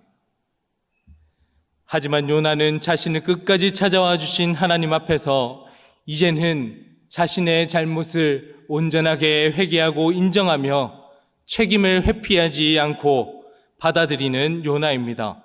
이 큰 폭풍을 만나게 된 것이 나 때문인 줄을 내가 아노라. 말씀을 나누는 우리는 자연스럽게 예수님이 십자가에 달려 죽으신 그 사랑이 연관되어 떠오를 수밖에 없습니다. 세상은 다 너 때문이라고 말하며 탓할 곳을 찾았지만 예수님은 우리의 죄와 고통을 탓하지 않으시고 대신 그 모든 죄악을 십자가에서 도말하셨습니다. 우리는 남을 탓하고 현실을 회피하고자 할 때 예수님은 자기를 부인하고 온 인류에 구원하시기 위해서 십자가 사랑을 저희에게 보여주셨습니다. 요나는 바다에 던져짐으로써 풍랑을 잠재웠지만 예수님은 새 생명을 내어주심으로 죄와 사망의 폭풍을 저희들에게서 영원히 멈추신 하나님이십니다. 오늘 이 새벽 기도를 통해서 그리스도인으로서 우리가 있어야 할 자리, 내가 가야 할 자리, 내가 행해야 할 그 실천은 무엇인지 다시금 돌아보기를 원합니다. 그리고 세상 가운데 다른 사람들은 손가락질하며 내 탓이라 그렇게 밀어넣는 그러한 것이 아니라 나 때문이구나. 내 속에 잘못된 근원은 어떤 것이 있었는지 돌이킬 수 있는 지혜가 있는 우리 성도님들 되기를 원합니다. 한 걸음 더 나아가서는 요나의 모습들을 바라보면서 예수님께서 우리를 위해서 십자가에 달려 죽으신 그 사랑을 기억하며 저희들도 자기 부인과 또 이 땅 가운데 내가 해야 할 본분이 무엇인지 늘 깨닫고 삶의 실천을 이루는 우리 영락의 모든 성도님들과 각자의 자리에서 예배하시는 성도님들 다 되실 수 있기를 주님의 이름으로 간절히 기도합니다. 함께 기도하겠습니다. 끝까지 저희를 찾으시고 붙드시는 하나님, 세상은 언제나 문제의 원인을 남에게 찾고 책임을 회피하며 살아가는 것이라 그렇게 속삭입니다. 하지만 주님, 요나가 하나님을 만남으로써 자신의 정체성을 회복하고 자기를 부인하기까지 다시금 믿음의 길을 걷는 모습들을 바라봅니다. 예수님께서 우리의 죄를 위해 십자가를 지신 모습을 보는 것에서 그치지 않고 세상 가운데 고통받고 힘들어 지쳐있는 이들이 있다면 저희들을 통해 저희가 다가가 그 어려움을 함께 짊어지고 고통을 함께 덜기 위해 희생하는 그리스도인들이 될 수 있도록 주님 저희를 인도하여 주시옵소서. 오늘도 하나님 말씀만이 우리의 삶의 기준이 되시고 참된 지혜임을 믿습니다. 그 믿음을 실천하며 살아가는 그리스도인들 되기를 간절히 소망하며 감사드리며 예수님 이름으로 기도합니다. 아멘.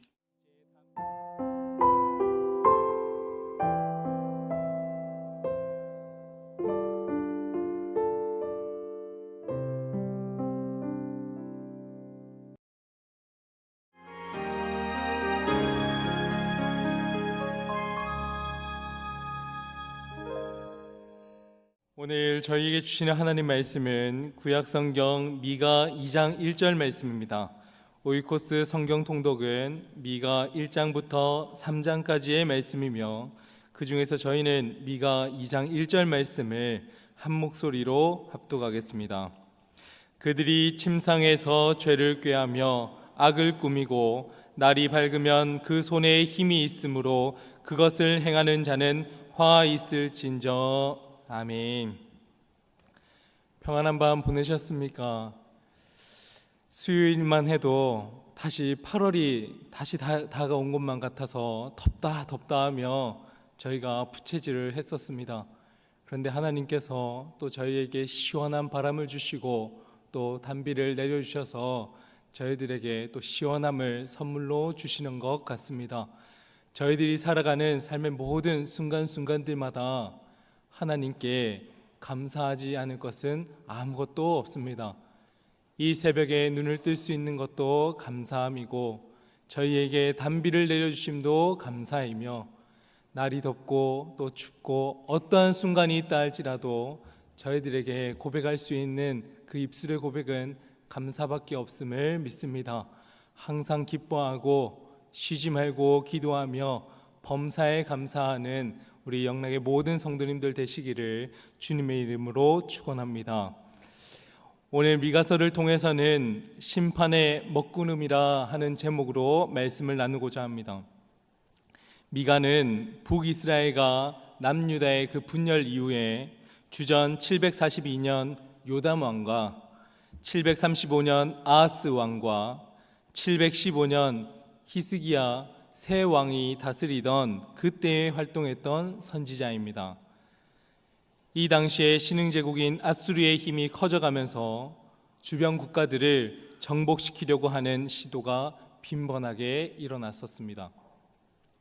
미가 선지자 활동하던 가운데 주전 722년에는 저희가 잘 알고 있듯이 아수르의 침공으로 인해서 북이스라엘은 멸망을 당했습니다. 그 멸망 과정에서 주변 국가들은 살아남기 위해서 두 가지 선택을 할 수밖에 없었습니다. 아수르의 조공을 바쳐서 종속적인 그런 관계를 유지해 가거나 아니면 그 권력에 붙어서 생존을 도모하는 겁니다. 만약 그렇게라도 하지 않을 경우 아수르와의 그 전쟁으로 성읍은 폐허가 되어지고 경제적으로 불황을 겪고 앞으로의 우리 자녀 세대들은 어떻게 할 것인가 두려움과 떨림으로 살 수밖에 없는 겁니다. 이러한 배경 가운데에서 유다 백성들은 더욱더 두렵고 떨린 그러한 답답한 상황을 겪을 수밖에 없었습니다. 왜냐하면 나라가 이렇게 위기에 처해 있음에도 불구하고 유다의 지도층들은 자신들의 부귀와 안락만을 취하고자 하는 마음이 가득했기 때문에 그렇습니다. 더 나아가서는 북이스라엘이 아수리에 멸망한 이유는 하나님 앞에 부패하고 우상 숭배의 자리를 앞장섰던 그 모습을 유다는 다 보고 있었음에도 불구하고 하나님 앞에 돌이키고자 하는 마음을 생각지도 않았습니다. 말씀에 불순종하고 산당에서 분향하며 우상 숭배에 빠져 있는 겁니다. 그렇게 하나님 앞에서 더욱 부패함을 쌓아가는 유다입니다. 이러한 시대적 상황 가운데 미가 선지자는 유다 왕국의 죄악을 신랄하게 비판하면서 그들이 회개하지 않는다면 멸망당할 수밖에 없다 하는 선포를 합니다. 언젠가 딸아이가 어떻게 하면 비가 내리는 겁니까? 하고 물은 적이 있습니다. 그때 저는 땅에 있는 물들이 햇빛을 받아서 하늘로 올라가면 물들이 구름 모양으로 점점 뭉쳐지고 또 뭉쳐지다가 더 이상 무거워서 견딜 수가 없게 되면 비로 떨어지는 거란다 하고 설명해 준 적이 있습니다. 먹구름은 쌓이고 쌓이다가 어느 순간에 빗방울이 되어서 한 방울 뚝 하고 떨어지면 그 순간을 기다렸다 하듯이 걷잡을 수 없는 폭우로 변해서 비가 쏟아지는 겁니다. 이렇듯 죄악도 마찬가지입니다. 쌓이고 쌓이다 보면 어느 날 그 무게를 견디지 못하고 하나님의 심판이 임하는 겁니다. 비는 그저 갑자기 쏟아지는 것이 아닙니다. 하나님의 심판도 갑자기 주어지는 것이 아닙니다. 수많은 경고와 기회를 주셨음에도 불구하고 우리의 교만이 쌓이고 죄악의 눈이 귀를 막았기 때문에, 눈을 가렸기 때문에 심판이 임하는 겁니다. 오늘 미가는 이러한 유다 백성들과 지도층들의 죄성을 고발합니다. 미가서 2장 1절 말씀을 다 같이 한번 읽어보겠습니다. 그들이 침상에서 죄를 꾀하며 악을 꾸미고 날이 밝으면 그 손에 힘이 있으므로 그것을 행하는 자는 화 있을진저. 2절 말씀은 제가 이어서 한번 읽어보겠습니다.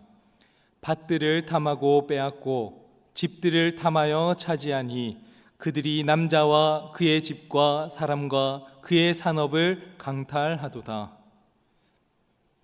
그 손에 힘이 있었으므로 유다 지도층들은 침상에서 죄를 꾀하고 악을 꾸민 후에 날이 밝으면 그것을 몸소 실행했습니다. 즉 밤낮으로 악을 계획하고 생각하면서 살았다 하는 겁니다. 지난 주일에도 말씀을 통해서 저희가 깨달았지만 하룻밤을 어떤 곳에서 지냈느냐에 따라서 그 다음 날이 결정되어진다, 그렇게 말씀하셨습니다. 분노, 죄악이 있는 곳에 있던 사람은 분노와 더러움으로 이어지고, 하나님께 기도하고 있는 곳에 있는 사람은 평강과 기쁨으로 새날을 맞이한다, 그렇게 말씀을 이 마음속에 새겼지 않습니까?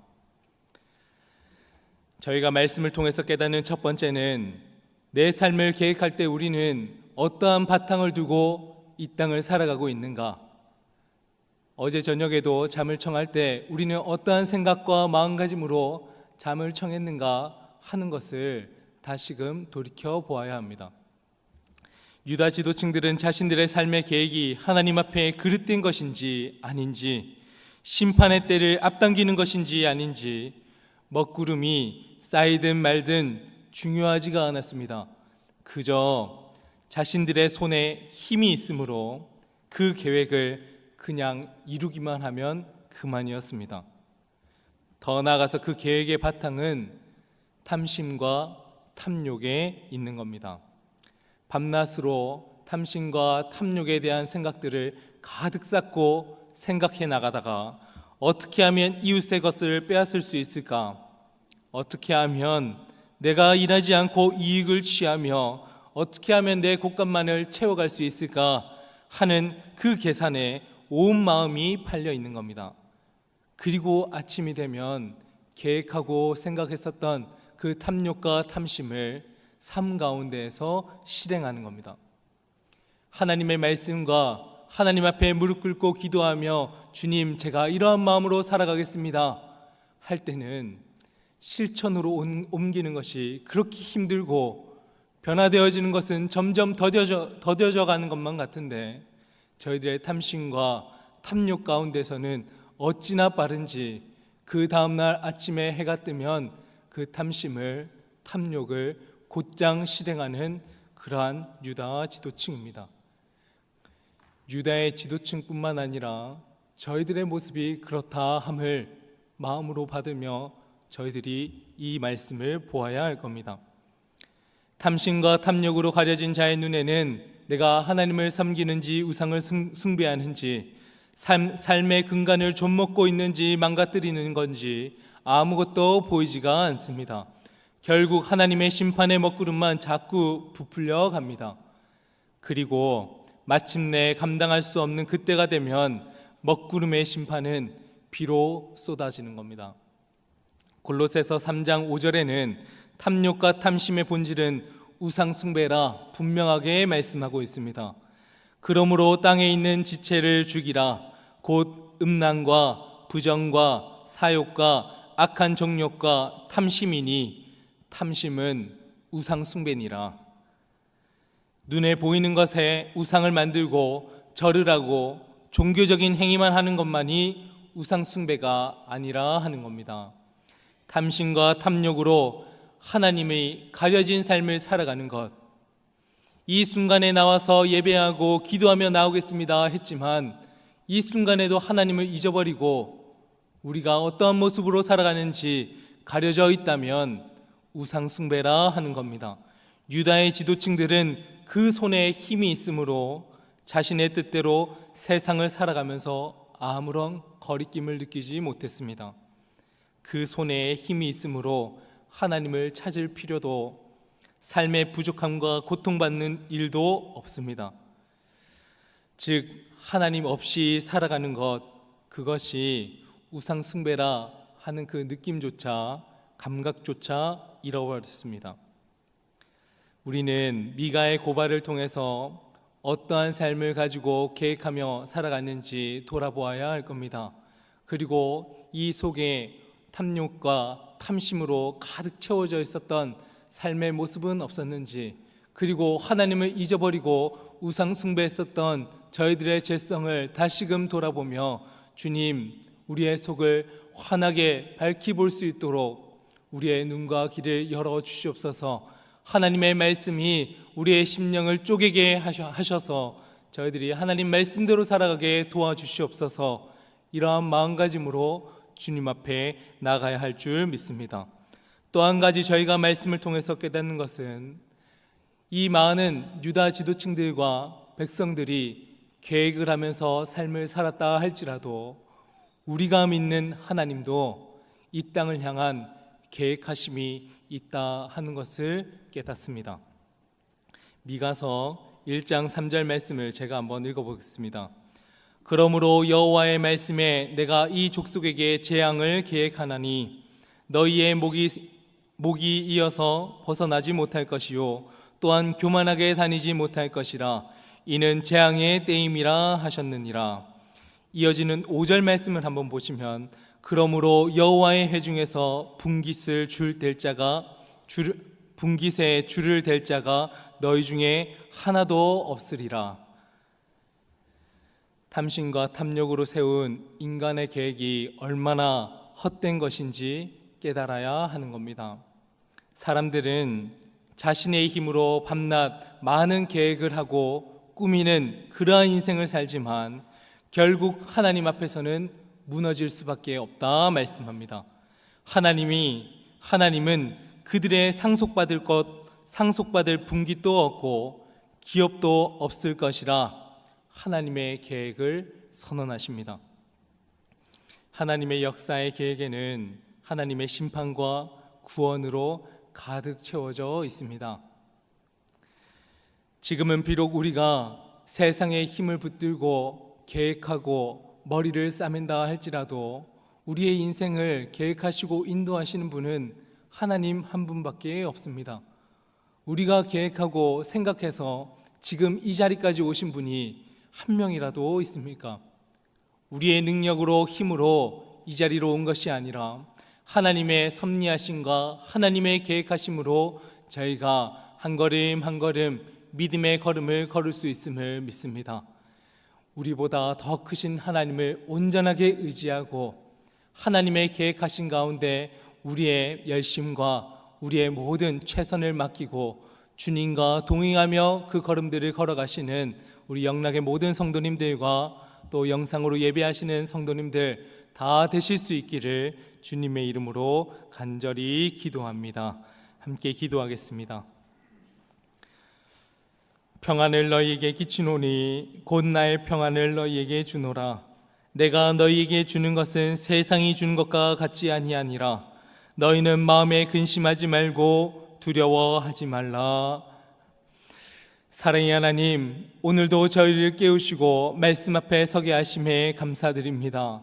죄악이 만연한 세상 속에서 때로는 우리의 힘과 능력만을 의지하며 계획했던 어리석음을 고백합니다. 탐심과 탐욕에 물들어 하나님을 바라보지 못하고 세상의 것과 만족과 편안함을 찾았던 저희들의 모습들을 다 내려놓습니다. 저희들의 인생 가운데 바탕에는 오직 예수 그리스도만 중심되는 삶을 살게 하셔서 좌로나 우로나 치우치며 우상 숭배하는 것이 아니라 오직 하나님만을 바라보는 저희들 될 수 있도록 도와주시옵소서. 말씀을 통해 죄악이 쌓이면 결국 하나님의 때에 심판이 임함을 깨닫습니다. 사람의 생각과 지혜로 계획하지 아니하고 주님의 계획하심으로 우리의 그 삶 가운데 하나님의 구원 계획을 이뤄갈 수 있도록 저희를 사용하여 주시옵소서. 오늘 이 밤 가운데에도 저희들이 살아가는 그 인생 가운데에도 고난과 고통 가운데 처해 있는 많은 성도님들이 있습니다. 주님께서 우리 성도님들의 삶을 붙들어 주시고 포기하지 아니하고 여호와 하나님께서 함께 하신다 하는 그 믿음 가지고 담대하게 세상을 이겨내 나갈 수 있도록 주님 능력과 힘을 더하여 주시옵소서. 오늘도 믿음으로 주님과 동행하며 감사드리며 예수님 이름으로 기도합니다. 아멘.